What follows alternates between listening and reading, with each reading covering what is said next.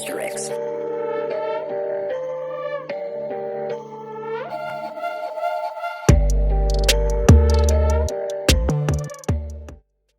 Hi, I'm back. Today, we're going to be talking about chord progressions and my experience using them. I am a very first time user to this process, and you're going to get a chance to see what I've been doing with it. I traditionally only use the Force for tracking. And the reason why is because it gives me a zero latency experience. Out of all the devices and things that I've used, even my DAW, nothing quite gives me that experience other than the Force. I originally was MPC Touch adopter. It had the limitations of the computer, so I did not go the direction of the MPC because of my experience with the workflow of the MPC Touch. I am not really a MPC fan per se of the live units, the X, all of those. So my only interest in the MPC Akai products was the Force, and simply for the reason that it provided the Ableton workflow. That is what got me interested in it. That was the reason why I researched it, and I was a first-time adopter when it first came out. After having spent a week with the first-time unit, it did not come as specified on the box, and I sent it back. I watched the forums for a while, and something magical started happening. It's something that I've never ever seen in the musical manufacturing realm. Akai started making feature revisions and new feature revisions to a product that has already been on the market. Nobody does that.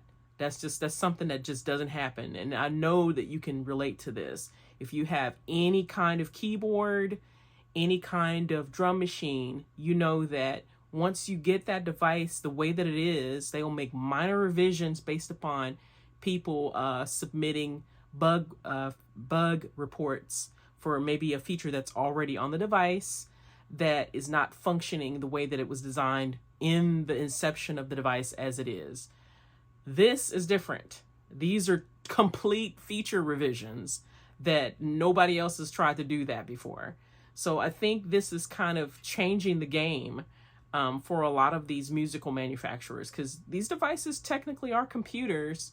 They have computer components inside of them. When you open up the cases on them, they have motherboards, they use RAM, they use hard drive storage, they have CPUs.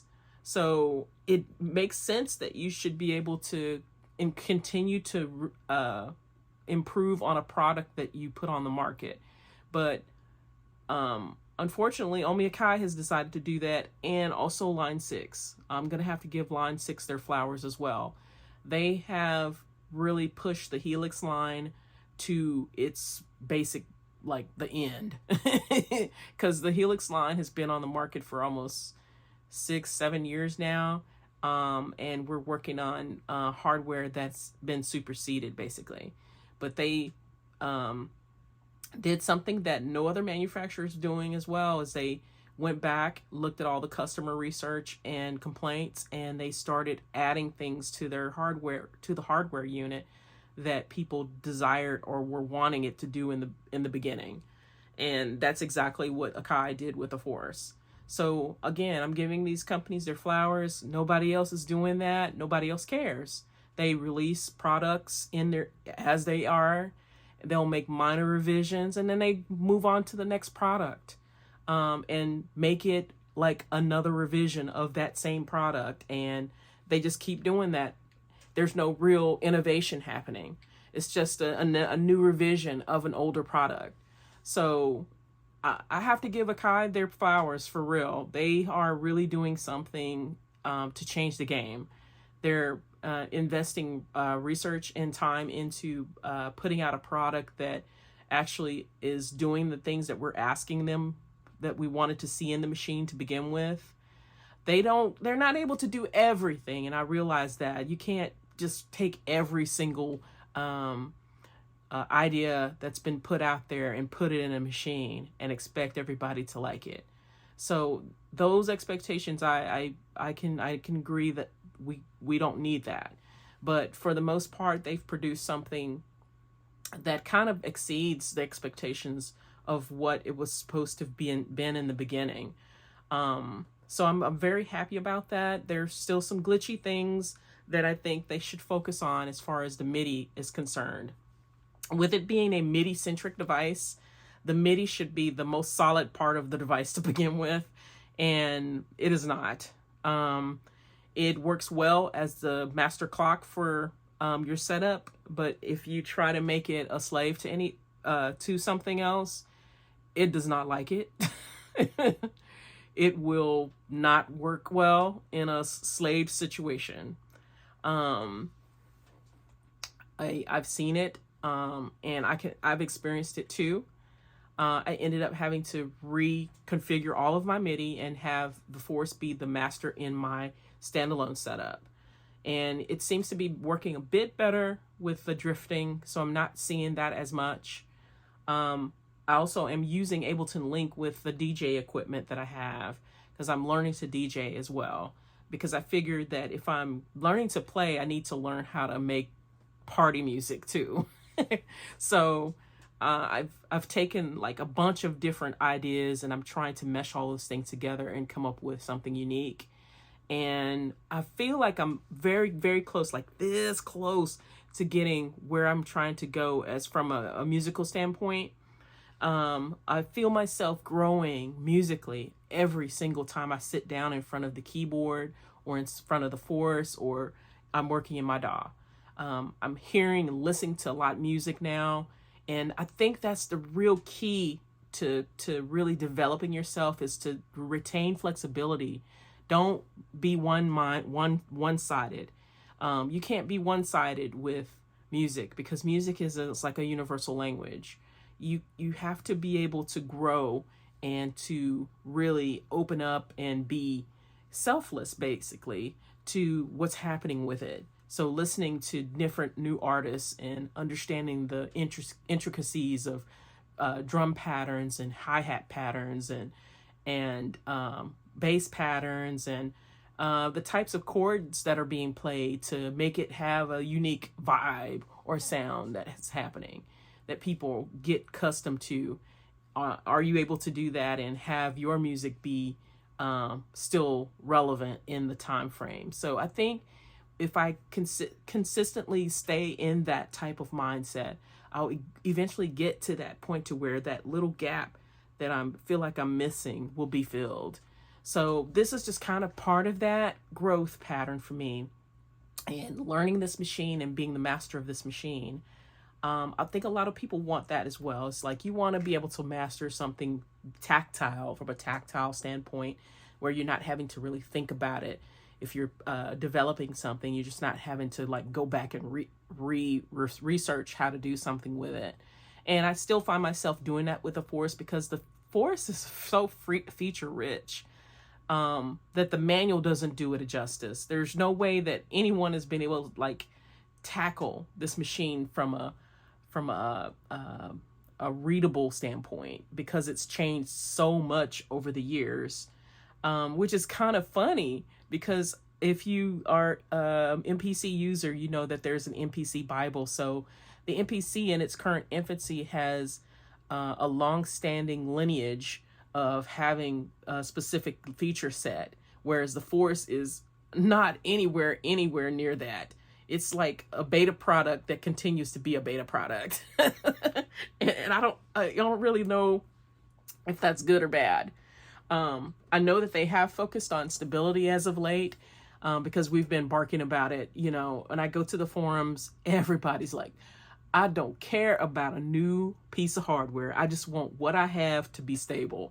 And I can feel that. I get that, because when I sit down in front of mine and I start getting frustrated with either timing, drift timing, or something like that, or I can't get the time stretch to work the way that I want, it gets frustrating. So I can totally get where people have negative kind of thought processes about some of the things that are happening with this machine. Now, it's an Ableton Centric machine. It's designed to be a clip launcher and have that type of logic built into it. So to me, this is not like complicated. It's actually less complicated to me than the MPC. The MPC has a lot of hidden menus and screens that you have to kind of know and get used to be able to navigate it in a logical way. Whereas the Force, it's kind of all laid out to you on the pads and on the side strips. And there are a lot of shift features that they've recently added to it that they probably could have done some other kind of way. But I guess I can understand the logic of using the shift as being the kind of go-to place when you're looking for additional features. It makes sense. But yeah, it's been kind of an interesting journey for me with this machine and getting to this point. It's so funny. I had a comment from someone on my last video. He said, "Aren't you that lady that first had the machine for a week and you took it, you sent it back?" I'm like, yeah, that's me. So it's not like I have a history with this machine. I really do. So I rebought it, and after I waited for a while before I saw all these changes that were happening, that just kind of blew my mind, because again, nobody does this. Nobody does this. They don't do this kind of stuff. They don't release hardware level revisions to something that's already been like pushed out the door. But this machine has continued to change and change and change and change. It has. And it's finally to the point to where it's a solid machine. It's not unstable like it was in the beginning. A lot of the weird glitchy things that used to happen are no longer happening. It has a linear arranger. It has time stretch for the most part. It's not that great. It's out there. Warp is out there. It's not that great, but it's working. It is what it is currently. And I think a lot of the limitations now, since they've pushed it to this point, are more hardware related. You can only do so much with time stretch and warp on a 2-core machine. Let's just be honest. It's like 2 cores. It has 2 gigs of RAM and very, very little memory when it was released. I think it's like 16 gigs of memory or something like that is the core portion of this machine. You can upgrade the memory or the hard drive using SSD on the bottom. But other than that, there's no way to like physically change the hardware specs of the machine that you have today. So I think now that they've kind of designed themselves into this corner, the only logical step would be to release a revision, a hardware revision. And then hopefully we won't have to be put through like beta, another beta test with that product. So I think at this point, that's maybe the logical step to have happen. And maybe this was not a good way to like introduce a new product. And I hope they know that, because we basically have been their beta testers, and nobody wants that. When I first bought the machine, when it was like first released, I wasn't expecting to be a beta tester for a machine. I paid $15,000 for the machine, and I was expecting it to be like, the latest Z6 Corvette and be able to do everything that I desired it to do and then some. I didn't expect that it was just a very expensive clip launcher. But after taking it back and then waiting and then seeing them do something that's completely unorthodox, I took note of that and started watching and reading the firmware update revisions to see what they were changing. And then it captured me from that standpoint. And I rebought it once they added the linear arranger, and I was like, okay, now what's going to happen? But I was pleasantly surprised when I rebought it. It does everything that I expected it to do when it was first released now. So here we are. Well, after that long spew, let's go ahead and just talk about my experience with the chord progressions.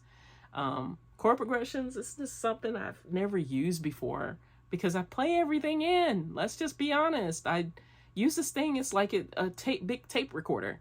And I wanted to be able to go beyond that level of functionality and be able to use a lot of the features that I see that are in the machine. And let's just get started with that.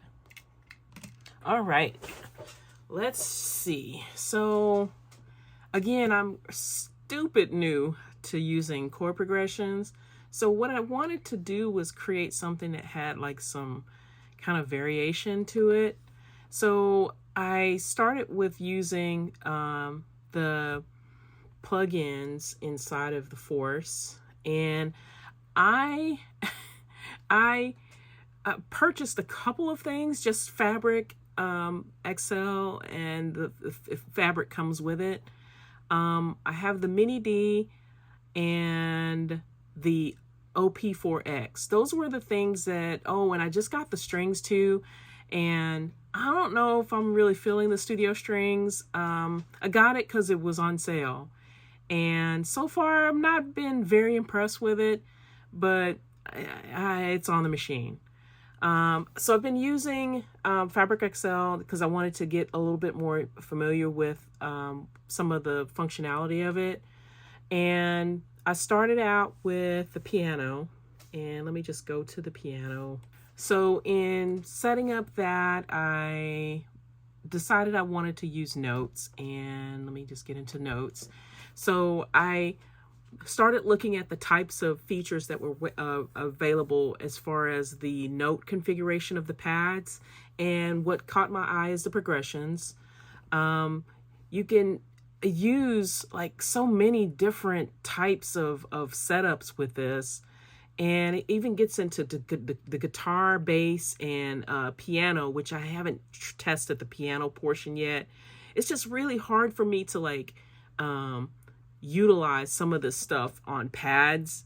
The progressions one has been less of a weird one for me as far as using it on these pads, because it kind of locks you into like a specific key configuration on the device.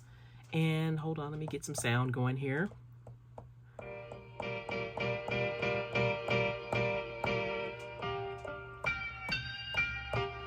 Okay, so for me to be able to like be successful with this type of device, I have to have like a known set of key positions that I know what it is. Like everybody knows where the C key is on the keyboard. On the guitar, you know that the 3rd fret down, if you're a guitar player, it's going to be G. On the top string, on the very top string, you know that's G. I'm still learning. I'm still learning guitar, so I have to think about what the fret positions are. It's not like just instantaneous natural to me in my brain yet.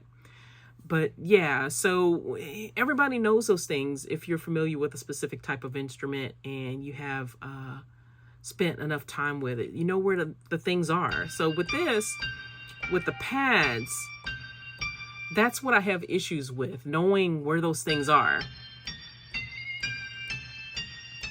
So progressions, the way that it works is it allows you to be able to have like a set amount of chords that have been prearranged for you based upon the genre. So in this instance, it's pop 8.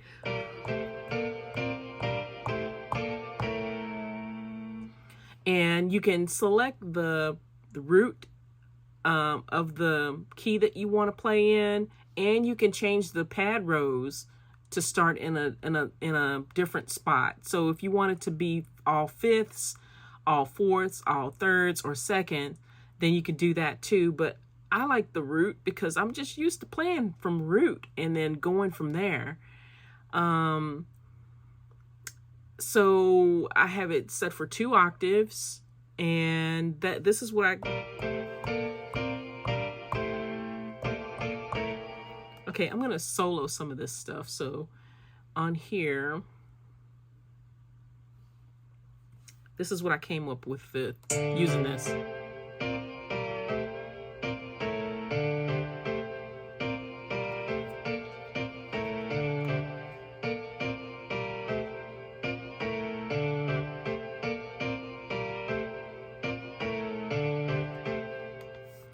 Okay, so again, since it's playing like a specific set of chords, it's very locked into that particular chord structure. So that is kind of a limitation to me, because you can't like do a natural finger roll with it, and it's not natural. I'm just gonna be honest, that's not a natural way to play. So if you want more realistic playing style, I would honestly, I would come in here and I'm going to put it in grid mode, and I would change some of the key velocities on some of these notes, because we don't play like that. I don't play like that. I don't know what you're talking about. I don't play like that. Okay, so it's stuff like that, and it's just playing these chords like this is not really natural unless you're doing a specific style.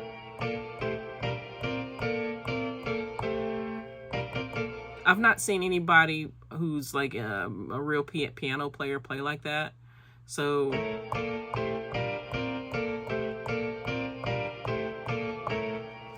yeah, this is new to me.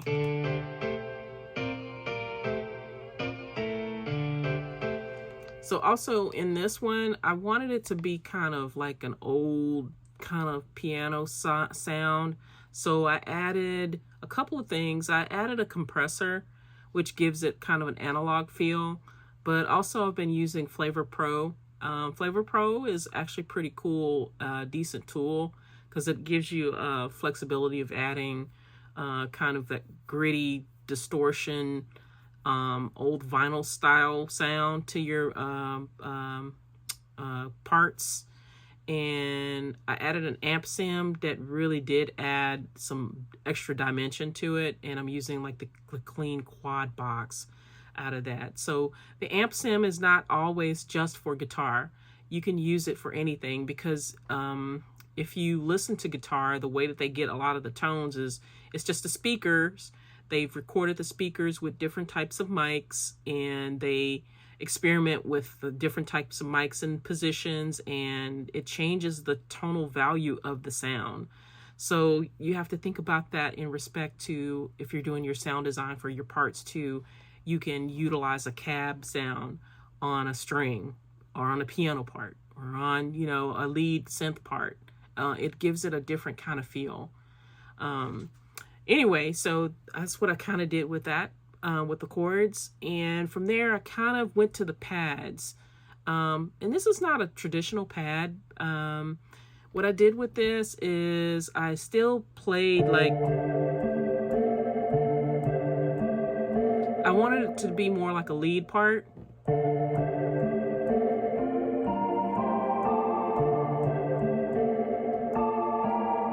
but I also wanted it to have like a final end part for it.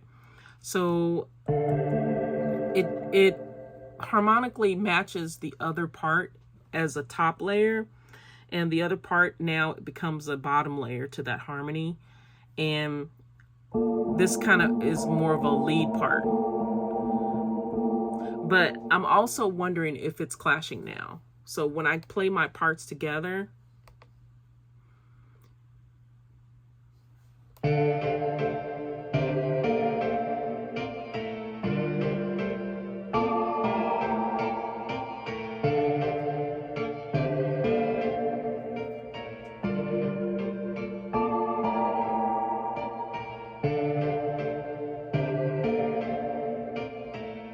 so I have like a rhythm, an under rhythm.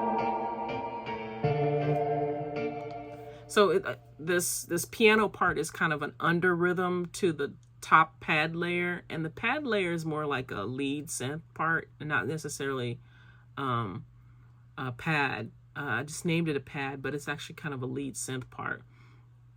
But I did that with using the same chord progressions function.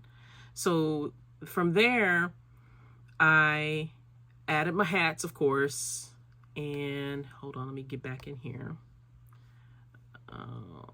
Let's take that off. I added my hats, and then I added a basic drum pattern, and I had to come up with an 808 that wasn't so bouncy all over the place because it's already got a lot of under rhythm to it. I didn't want it to be too stupid busy. And then I found this great guitar loop that has like this really funky kind of old school flavor to it that I really liked because it kind of comes in just out of the blue. It's kind of a embellishment, really. I really like parts like that just kind of come in there. You just don't know what they really are if you're listening to them because you've heard them so much, but you don't realize that it's actually a guitar. So I added that, and then I have been listening a lot to some of the things that are in Outlook's arcade, and the vocal snips are. I promise I got you.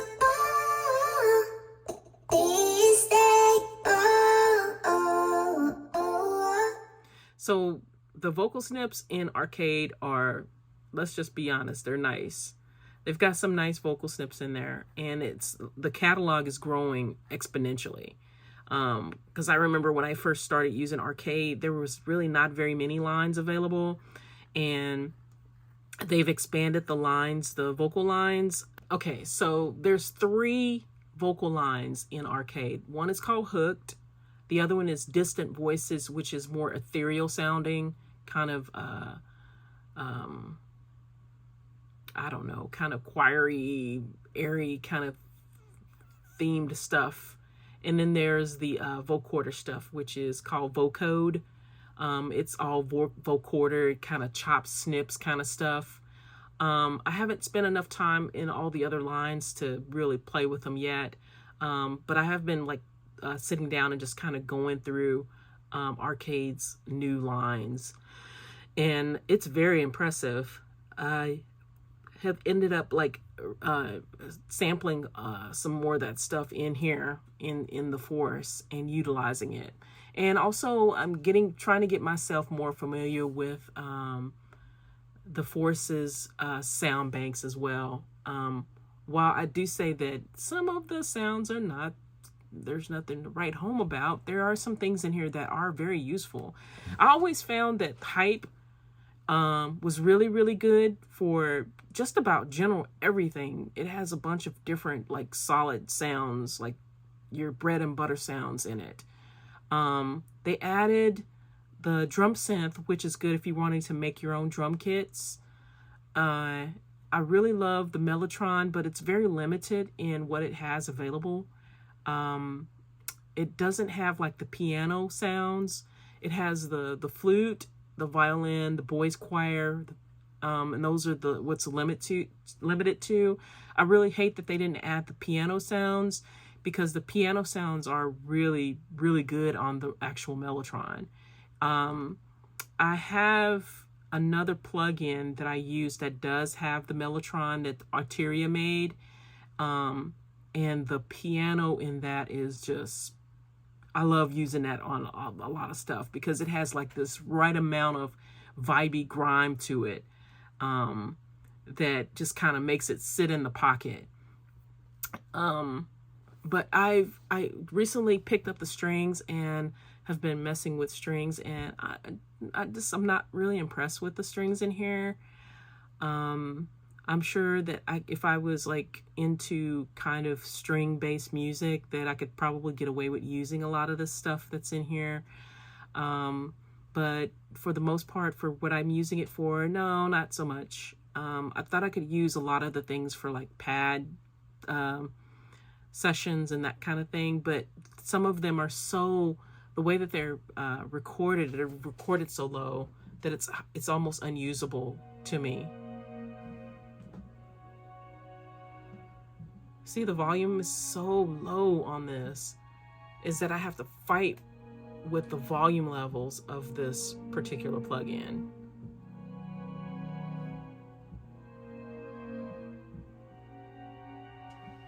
So yeah, I'm not happy with that purchase. I may spend some more time with it and see if I can come up with something, you know, from using it. I'm pretty sure I could. I'm not gonna knock every sound that's in it. It's just not what I expected. I was expecting it to be a little bit more robust from a string standpoint, and it's, you know, it's kind of has the basics in there, and that's what it is. Odyssey is really good. I like Odyssey for kind of lead sounds. Pads and synths are good in there. Basses are okay. I have been using the MIDI for all of my 808s. It has an 808 section in here, and I love all of these 808s that are in there. And you could use it for lead sounds as well, but what I've been using it for has been pure bass. That's it. But I also was using the tube synth for that as well.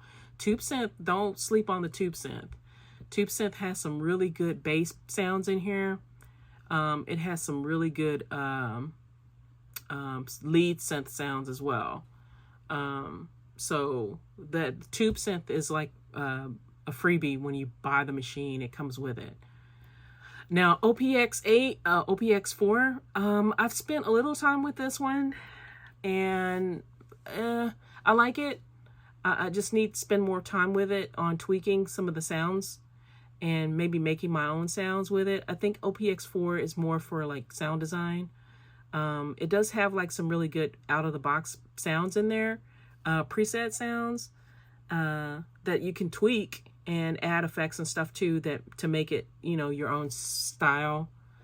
And I can't frown on it. Selena's the same way. Kind of that old school analog sound. It has some really good presets in here. I like to use for pads and strings. But there's these ambient sounds. Whoops.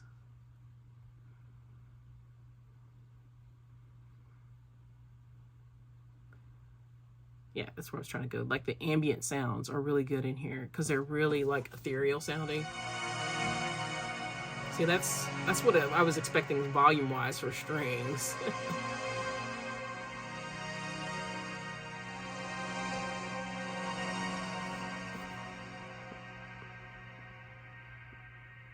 But yeah, so that's kind of what I think about some of the sounds in here. But I'm spending more time with the sounds that came with it. And if this is the only instrument I had and I was trapped on a desert island and I had like access to electricity, this is the machine I would take, and I would have to have like a MIDI keyboard to be able to play in, because there's no way I would like subject myself to trying to learn how to do these pads just by itself. But if I had to, I guess I would. I guess I would use the pads, because I would be trapped on a desert island with electricity and just this machine. So it is what it is, right? So from there, again, I've been using that, and I added the vocal snips were the last thing I added. And I'm going to play what I've done with this so far. I haven't put it in song mode yet, so I may have to clip launch for you for a second here.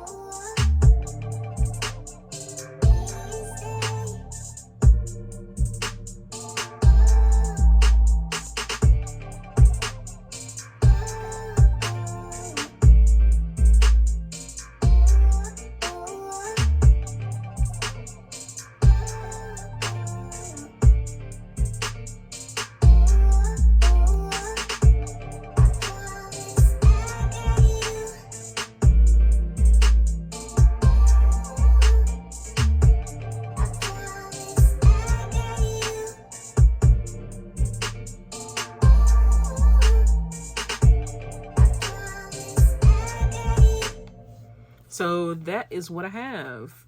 So again, I've been really enjoying learning all these new features in the Force. And if you are a Force user, please take some time out, spend with learning some of the new features that are in the machine. And if you're interested in purchasing the Force, don't shy away from it because of the history. The history is just what it is. It's history.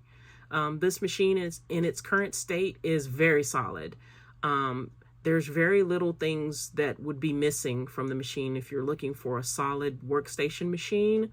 It doesn't have key ranges where you can change your key ranges on, like if you're trying to do it in a keyboard workstation. That's not what it's designed for. It's more designed for music production in a box. It's not a keyboard. This is not a keyboard, so you wouldn't be able to change key ranges and all that stuff. So I wouldn't expect that in this product. If you're trying to do stuff like that, you may want to pick up the MPC Keys 61. It'll allow you to be able to make key range changes for adding like multiple parts across the key bed. Now you can do those types of things in a key group if you're trying to create like a multi-layered key group on this machine. Key groups have the ability to be able to have multiple sounds embedded across the keyboard in the keyboard range. You can do that kind of stuff. But like keyboard stuff, like if you are using a keyboard and you want to separate parts across the board, not so much. Not so much. Not unless you want to spend an absorbent amount of time building some sort of elaborate key group that has multiple layers of different sounds in it. And I can say that it can be done, but it just would be very time consuming, and I just don't have that kind of time. That's just me. Some people love that kind of stuff. I'm just not one of them. I'm the type of musician that I'm more creative when there's less technology to deal with. And that's really funny because I have a lot of technology. When I come and sit down and I'm in a musical mindset, I just like to turn the box on, pick a sound, and then play. If I can't do that, then I have problems with the product. I'm not alone in my mindset thinking about how I like to be able to touch technology or musical technology. It's just like when I'm playing guitar, I like to be able to just pick up the guitar, do my tunings on the strings, and be able to just play. So that's the type of experience that I was looking for when I originally got this machine. And again, a lot of the issues that were initial problems for me with it are just history. And I'm enjoying learning all of these new features that I've never touched before inside of this machine. I wouldn't pick this machine up and start loving on it like I've seen some of my fellow YouTubers do. It's not that kind of party for me. But I would give this machine a solid 8 on the product lovability scale. It is super usable, and I'm able to quickly create songs and translate those songs over to Ableton and complete them as full projects. One more thing before I go.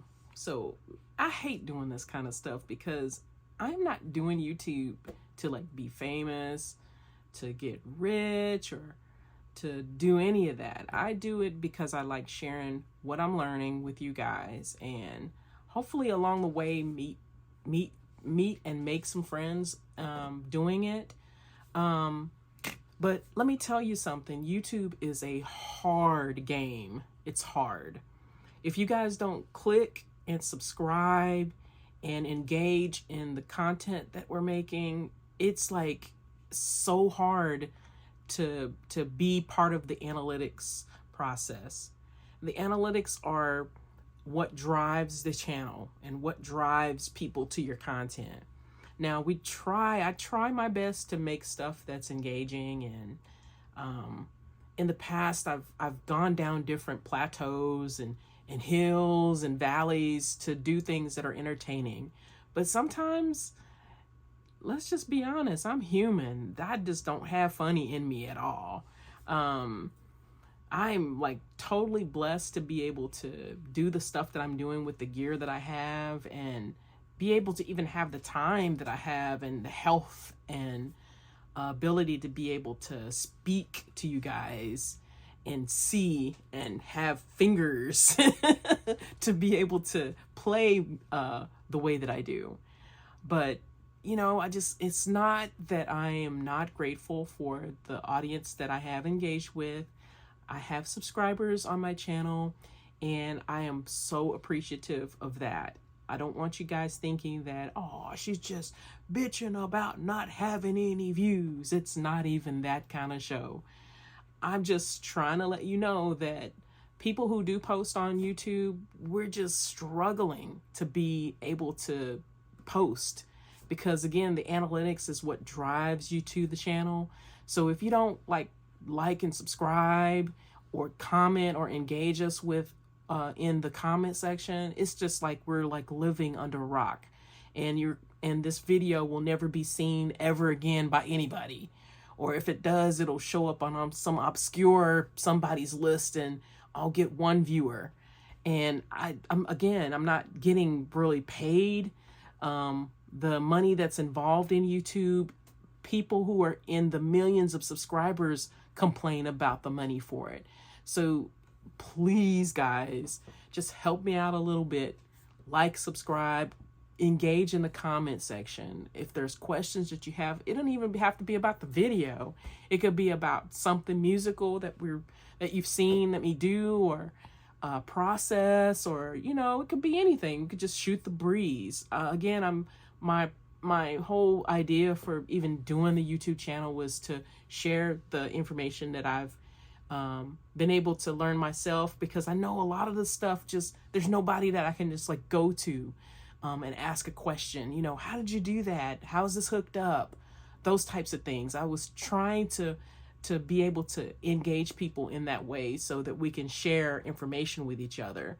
But if you don't engage, I have no idea who I'm dealing with from a human perspective. And that's what it's really about, is being able to share that data between us, and have conversations about, you know, musical gear, music, that kind of stuff. So help me out. That's all I'm going to say. I don't like doing this kind of stuff. That's not really why I was here. And that's all I've got. I'll see you on the next one.